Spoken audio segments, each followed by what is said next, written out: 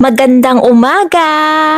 Maaga nga pala kaming gumising ngayon mga kabalin dahil mamimili nga pala kami ng babaunin namin. Pupunta pala kami ng palengke ngayon mga kabalin. Mas maganda maaga pumunta sa palengke para makapamili ng magaganda. Sa mga nagtatanong po pala, sarado po yung shop ng 2 araw. Sa Monday na po kami mag-open ulit. Gagala kami ng medyo malayo naman dito sa Bataan mga kabalin para kahit papano naman ay makagala-gala makalabas ng Bataan. Syempre kasama ang buong pamilya, langan naman ako lang. Dahil mas madami, mas masaya.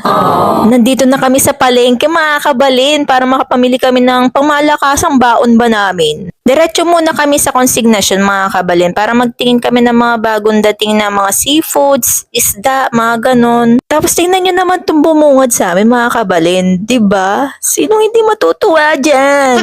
First time ko yata makapunta ng konsignasyon mga kabalin kasi madalas sila mama at papa yung namamalengke eh. Dahil family day nga ngayon kaya naisipan kong sumama dito sa konsignasyon para naman makita ko kung ano na itsura ng palengke. Ayan, makikita nyo kung ano yung mga pinamili namin mga kabalin. Ito, pampano. Ngayon ko lang nakita ito. Tingnan nyo naman itong pinamili namin. Ang laki diba? Hipon yarn?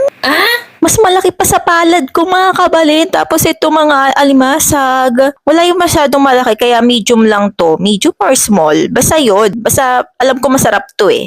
Mahaba na tong video ko mga kabalin. Mamaya na lang ulit yung iba no. Abang-abang lang kayo dyan. O siya, babay na.